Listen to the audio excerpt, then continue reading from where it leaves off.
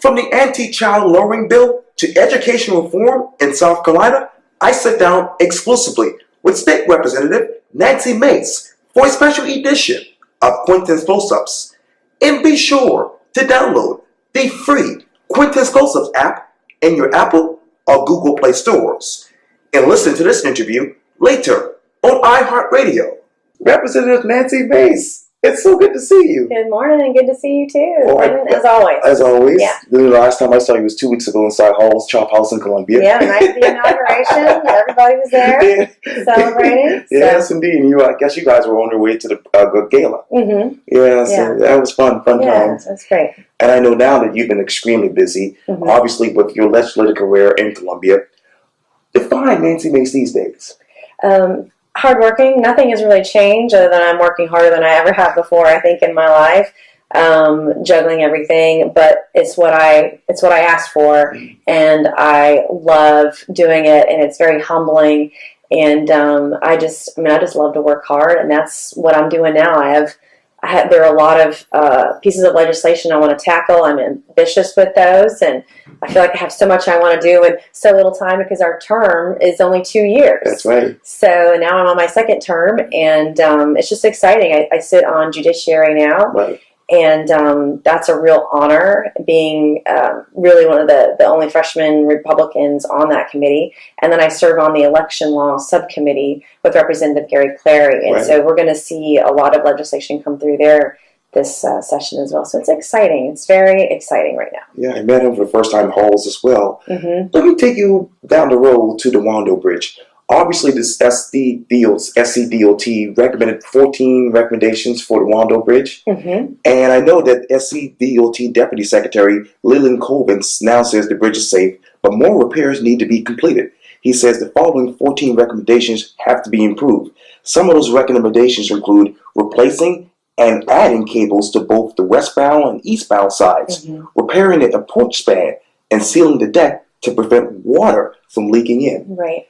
Any other recommendations in your mind? Well, the recommendations, the 14 recommendations that came to SCDOT came from an internationally accredited third-party firm, and over the span of the last 2 years, they've been doing extensive inspections on the bridge daily, in fact, and so they are going to implement over the next 12 months all those recommendations. And so what you're going to see on the westbound and eastbound bridges are additional cables for redundancy, and you'll see a few cables that need to be replaced, and it's safe is the important thing, and DOT is making the decisions to continue to make that bridge safe for people to drive over. But that's why on the eastbound side the truck lane is still closed, and it's going to be closed for the next year until all the repairs are done.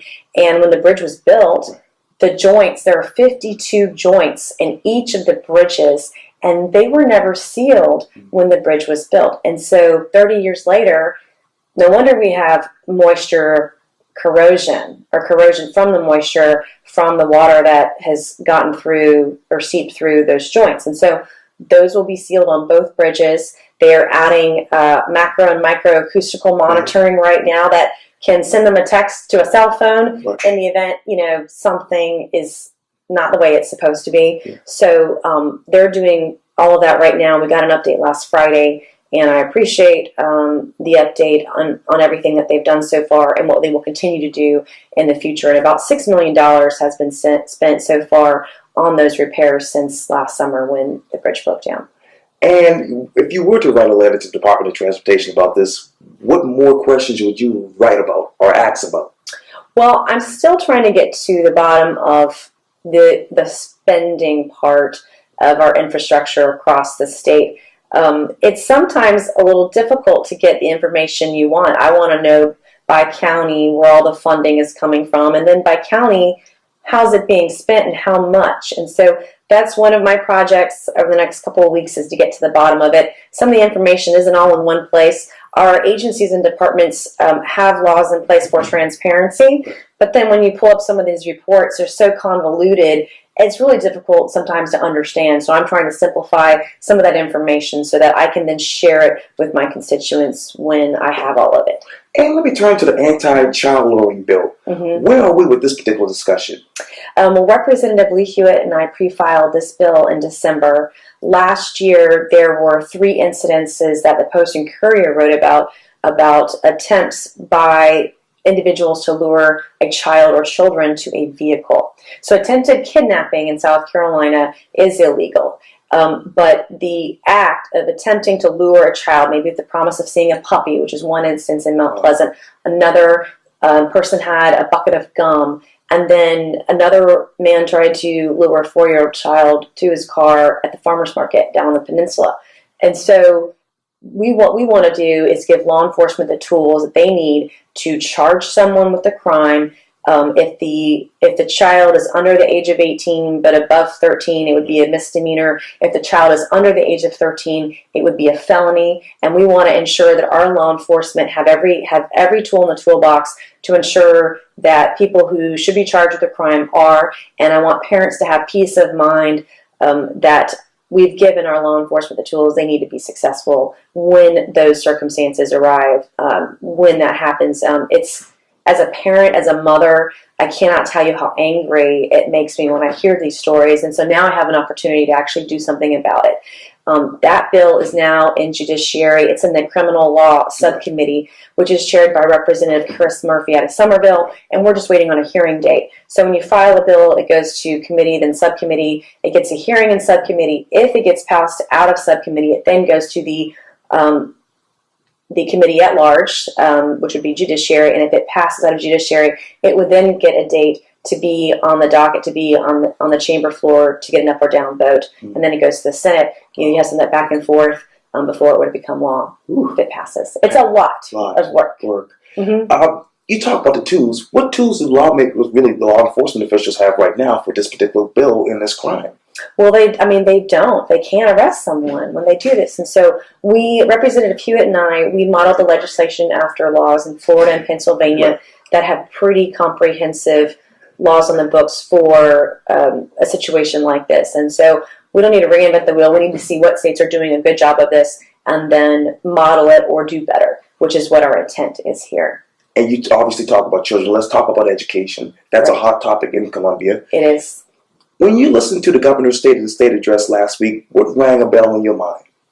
Well, education reform is a big one for Governor McMaster, and the Speaker of the House, Jay Lucas, filed an omnibus bill last week, Thursday, I believe, on education reform. South Carolina, our per pupil spending is 23rd or 24th in the nation. So half the country spends more than us, the other half spends less than us. But we're ranked 50th. We're ranked dead last. And that is completely unacceptable. And so what I say is that we don't have a spending problem. A funding problem. The funding is there. We have an absolute spending problem. We waste money on a lot of bureaucracy, and the money doesn't get to the classroom. It certainly doesn't get to the teachers. Last year, the General Assembly raised teacher salaries by 1%. Absolutely ridiculous and unacceptable. I don't know why in the world that would be okay. It's not. So part of this bill will include raising teacher salaries.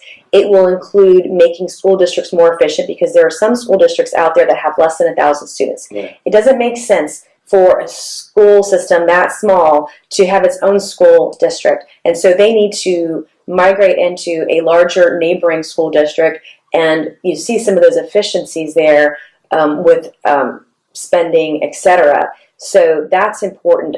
Some of the other things that the bill will do, which I am very excited about, is that it's going to include industry pathways. Right. So not every student must go on to get a 4-year college degree.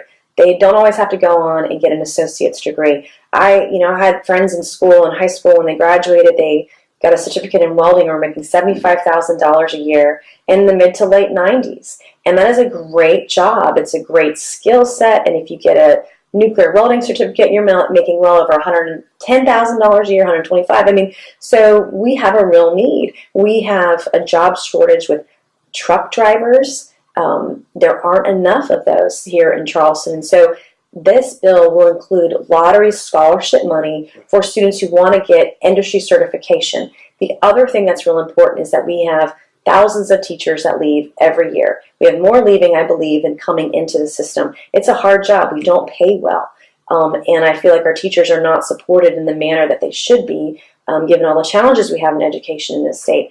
And so one of the ways to attract creatively talent into the classroom is that the state, once this passes, will allow approximately 25% of teachers not to be traditionally certified. So take somebody like me, for instance. I have a master's in mass communication. I can walk over to Trident Tech and apply for a job to be an adjunct faculty teaching public speaking or communications or business writing, etc. I can go teach college students. But I could not go to my home high school, Stratford High School, and go teach public speaking or communications, even though I'm fairly talented and I have a master's degree in that area. And so that, I think, is going to be instrumental to getting and creating a talent pool to get those individuals into the classroom. And so I'm excited about that too. There's a lot to it. I haven't read all of it yet. I will sign on as a co-sponsor once I've had a chance to read through everything. But it's an important bill, and we have got to do a hell of a lot better than we're doing right now.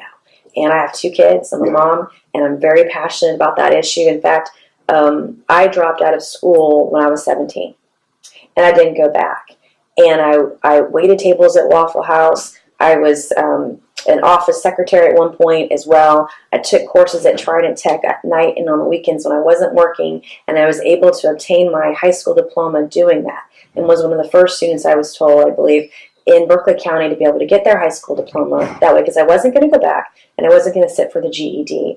And so one of the things I'm very passionate about is that I'm going to be filing a bill on this week or next will be finding a way to allow adults, I'm calling it an adult charter school, to go back to school through a program with like some things, a group like Palmetto Goodwill, North Charleston, and Trident Technical College in partnership together to allow adults who dropped out of school and didn't get a GED to be able to go back and get their high school diploma and get workforce training, industry certificates, etc. There's a real need for that, and studies have shown that when you go back and get your high school diploma, you're able to earn a greater amount of income per year. Your children are less likely to drop out of school like you did. And so that's a really important issue. It's near and dear to my heart that I'm very passionate about, and it's something that I'm personally going to be working on this session as well. What else are you passionate about in this legislative session? So much. Literally everything. I mean, there's so much that I want to do. Education is very important. Flooding is another issue. Infrastructure, transparency, the child luring bill. I mean, there's so much that I want to work on right now, and I'm going through and tackling it one issue at a time, week by week right now. And you'll see me start to file bills probably about once or twice a week for the next couple of weeks until I get my agenda out there for this term. Can I stop you there? Mm-hmm. Flooding. Where is the money for that in House District 99? We don't have a real big issue in House District 99 with flooding. Hey, the area that I've got in Hanahan has flooding. And some of those are state roads, some of those are county, city, etc. And so the way you tackle that is dependent upon what kind of road it is. And I, raise my hand and I'm a voice for that community whenever I find out about an issue. Yeah. Anything infrastructure-wise, like, in Mount Pleasant, we've got Highway 41, which hasn't been widened yet. That is a county project, not a town of Mount Pleasant, not a state project. And so, everything is different. The widening of Clements Ferry, the first phase of that was with the state, with DOT. The second phase of that is with the county. And so a lot of these projects have different moving parts because different organizations or municipalities and counties are managing those projects. But I'm all over it. It's an enormous issue in the Tri-County region as a whole, not just our area, but everywhere. And let me turn to some developing news. Okay, what do we have? What's developing news today? What do we got? Well, I interviewed Joe Bowles yesterday. He's going to be running for chair of the Charleston County Republican Party. Mm-hmm. When do you see the future of the Charleston County Republican Party in your mind? Well, I think this is important because we're going into 2020 and we need to have strong leadership, not just in Charleston County, but in the Tri-County area. I believe we want to see our county parties working together and working stronger. We have a presidential election. We've got a congressional race. Every state senator and state house member is going to be on the ballot. So in 2 years, that election cycle is going to be very important. And I hope that the local parties are, working on, I know they are, developing strong leaders. You talk about, obviously, the future. What is your future? How do you define that? I know you've written a book before, but what will be the title of your book for your future? My goodness, we are getting deep here today. I just really want to make a difference. I grew up here, and I'm raising my family here. I work here, and that is never going to change. And it keeps me very humble because of my work, I'm raising my family, because I grew up here. I know what this community looked like 30 years ago. I've experienced it. I've lived through it. I know where we are today. And I just want to be able to represent the folks that I grew up with, that I work with, that I'm raising my kids with, that I represent, and do and work hard and deliver results for them. Because I hate it when politicians get elected and you hear one thing out on the campaign trail, and then when they get elected, it's almost like they forget what they were elected to do. And I don't want to be that. I want to make a difference, and I want to work hard, and I want to do a good job. And I want to represent my people.